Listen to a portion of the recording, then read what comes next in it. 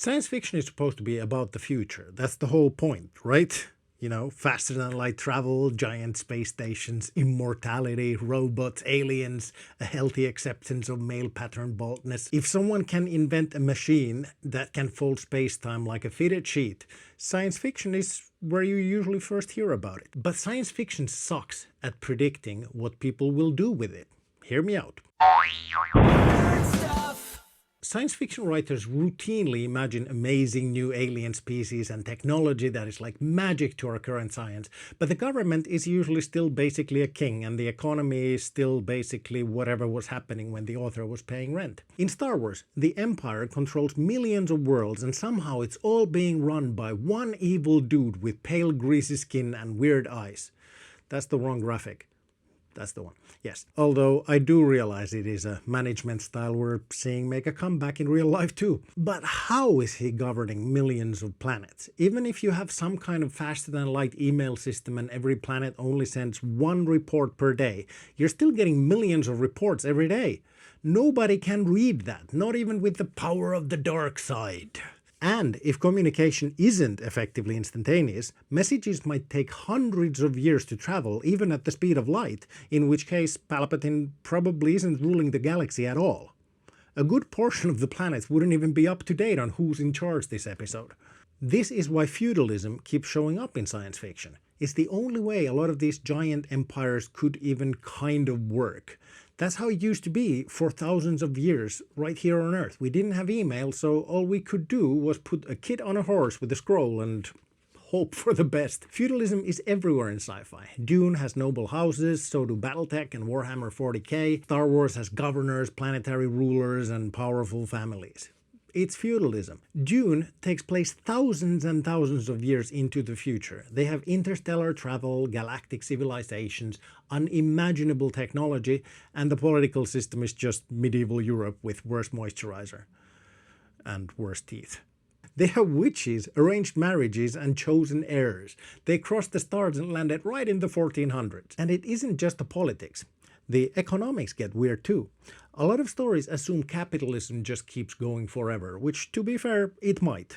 I hope not, but it might. The Gilded Age ended, so there is hope. But if humanity discovers immortality, free energy, and faster than light travel, there will for sure be an asshole asking if they can charge a monthly subscription fee for it. But it is funny how often science fiction either gives up on economics completely or just kind of stretches today's system into the future.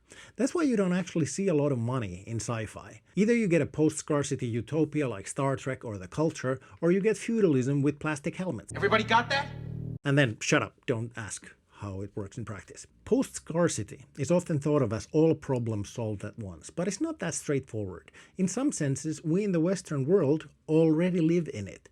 We can basically get all the water we want from a tap. Not literally unlimited, obviously, but close enough that nobody thinks about the cost every time they flush a toilet or take a shower. In many countries, we wash our buttholes with drinkable water, which is really a downright insult to both medieval peasants and our contemporaries who don't have enough to drink. 1,000 years ago, knowledge was available to a tiny elite. Now anyone that doesn't poop too fast can watch an MIT lecture on the toilet. And we can read. That wasn't a thing before. We can listen to any song or watch any movie whenever we want. Even when I was in my 30s, wanting to watch a movie meant tracking down a physical object that contained it. You had to hop on your bike and go to a video rental shop, and that whole thing took less time than it takes to pick a movie now. Because post-scarcity comes with analysis paralysis. I really need to start writing these with sentences I can pronounce. In reality, we'll probably solve scarcity issues one at a time, and just like access to water, it will be uneven and unfair. We have unprecedented access to calories, but not healthcare. What happens if electricity is free, but housing isn't? Or if AI does all the office jobs and the art, but physical labor is still scarce? What if we cure aging, but not hangovers? These are the intermediate steps sci-fi usually skips. Star Trek shows us a future where poverty is gone, but not the 200 years of political fights, strikes, riots, corruption, and people hitting caps lock on social media that would probably be required to get there. But the transition is actually where history happens. Science fiction really is pretty good at predicting technology. Not perfect, obviously, but it was sci-fi writers who first came up with satellites, video calls, space stations, tablet computers, genetic engineering, and artificial intelligence long before they existed. But nobody predicted that we'd build a global communication network and use it to get dumber. Nobody predicted influencers. Nobody predicted that we would invent AI and use it to make pictures of Garfield smoking weed. The hypothetical technology becomes a reality, and then humanity takes it somewhere hilariously stupid. It's so hard to predict because we're trapped inside our own assumptions. Like back in the day, all the major cities were drowning in horseshit. But then cars came around and completely solved the problem just as a side effect. And no one saw that coming. A Victorian writer could easily imagine traveling to the moon, but couldn't imagine women voting.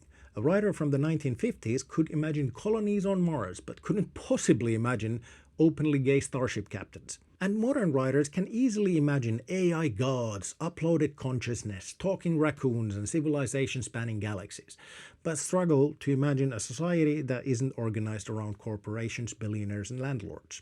But I mean, even right here on Earth, we're still doing capitalism, so who can blame them? I'm not saying the writers are stupid, but imagining technology is easy. You can invent a machine that does anything the story needs. But imagining a completely different society is much harder because then you're trying to think outside of a system that you're currently living inside of. Sci-fi isn't a window to the future, it's a complaint about today. If you want to know what a society fears, look at its monsters. If you want to know what it hates, look at its villains.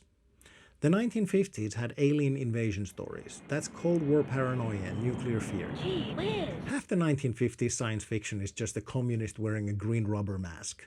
Modern sci-fi has evil billionaires, corporations, surveillance, and AI taking jobs. The modern sci-fi villain doesn't want to destroy the world, he wants to disrupt it. Cyberpunk isn't about the future, it's about looking at corporations and going, what if this got even worse? And Star Wars isn't about a galaxy far, far away. It's about politics, war, fascism, and selling toys to children who are way too young to understand any of that. And old optimistic sci-fi wasn't predicting the future either. It was just written during a time when a lot of people genuinely thought things were going to get better. I mean, for them, not for like black people. And I have no idea what Howard the Duck was about. Often, when we imagine the future, kings become emperors, corporations become megacorporations, millionaires become trillionaires, and targeted ads come straight into your brain implants.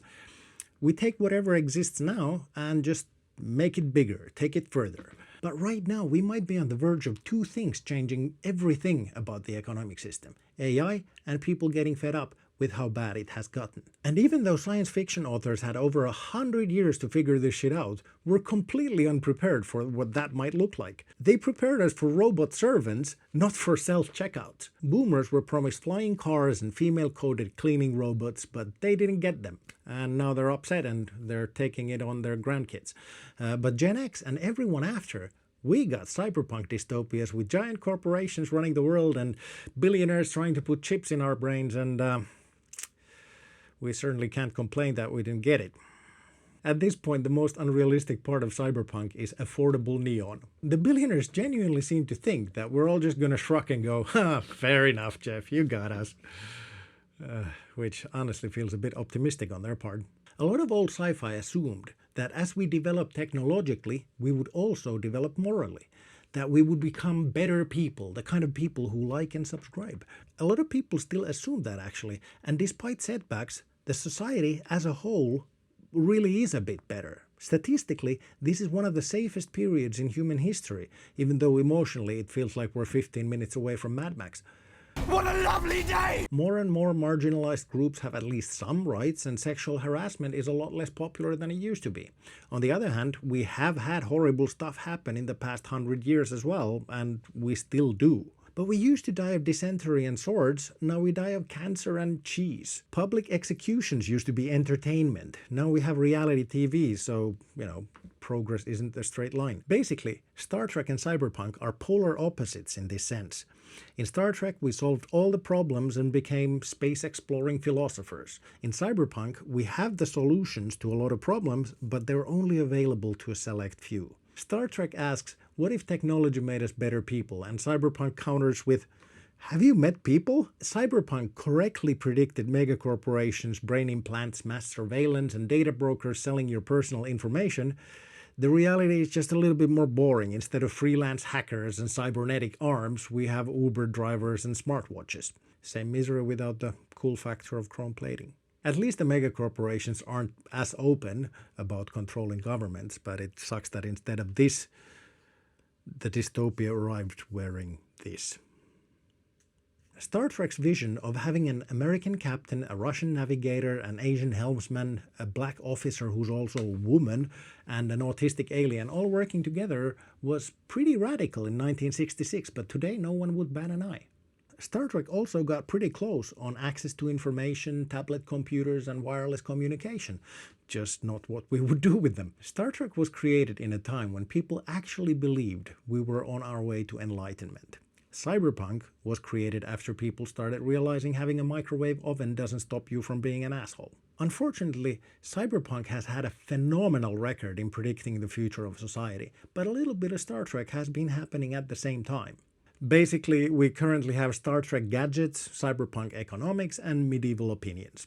Universal basic income is something I would like to see explored more in sci-fi because it would have to be an intermediate step on the way to a Star Trek utopia where money isn't even a consideration. But nobody wants to write or read the thrilling story of a parliamentary debate about universal basic income, which is unfortunate because I think we need that more than we need lightsabers. After we figured out how to split the atom, we had to figure out nuclear policy. Then we invented the internet and social media, and now we have to figure out misinformation and what happens when everyone's racist uncle becomes a political commentator. And now we're building AI, which means we're about to find out once again that the technology was the easy part.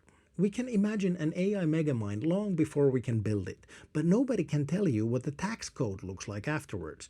We don't know who's going to own it. We don't know if jobs will still be a thing. We don't know if it creates a utopia or a monopoly. And it's not looking great. And we don't know what it will do. And as frustrating as that is, I think there's a glimmer of hope, because if people in the past were this bad at predicting social change, then we're probably just as bad at it now. A medieval peasant couldn't imagine universal education. A Victorian factory worker couldn't imagine weekends. A lot of people in the 1960s couldn't have imagined the cast of even the original Star Trek series until they saw the pilot. History is full of things that seemed impossible right up until they were normal. And the future will be too, for better or for worse. Leave your suggestions for a better economic model in the comments, like this video to help me out, and I would be honored if you subscribe too. As always, a link to my comedy special is in the description and on the card right here. It's just €5 and it's worth 10. Thank you for watching, and see you in the next one. Flying saucers, disappearing scientists. What next?